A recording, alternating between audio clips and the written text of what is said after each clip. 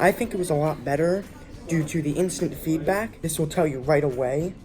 And I think it's really satisfying to see your answer go from red to green. And they like to sit on their wheelie chairs and they kind of go around and ask questions, and they like work with you individually, which is really nice because if you have a question, you just raise your hand and they come right over and work with you. And I like blended learning because it's a stress-free environment.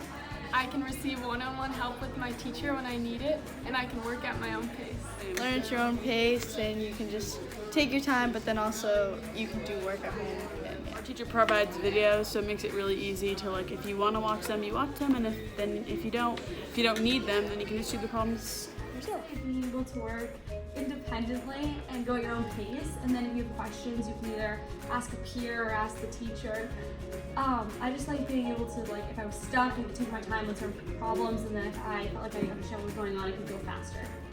I like the fact that we did all of the work in class pretty much, so that way if we had a question on a certain problem or anything, he was right there to answer it for us. I think it helped me a lot because it was more interactive, even though it was online. Like Mr. Schachter would come around the room and help us out. I also really like about it is how much you can work with your peers, because I think that in the real world you're gonna have to work with other. When I first started, I was very careless and I didn't have a lot of I was very dependent on structure because that's all we've never known. And I was like, I'm gonna hate this. Like I need to take notes and learn the same way. And now when Mr. Pell says I'm gonna teach the way we used to learn, I'm like, sit down. I can do it on my own. Like, it's fine. It taught me so much, and myself as a person has grown so much from this. You have to be really determined and focused to understand what's going on with the playlist before you move on, and that can be a real struggle for some people to have that sort of discipline to go through each problem and actually know what's going on. You have all this freedom, and sometimes people work really well when they're given freedom, and sometimes people take advantage of that freedom and don't work well enough. So it's making sure you manage your time and making sure that you work efficiently and independently work well. I wish we did things as a class a little more often, meaning Mr. Appel taught in front of the class more, but he's been doing that more recently, which is good. He only does it if he feels like we are all struggling on the same thing, which I like. So I don't really feel like I disagree kind of.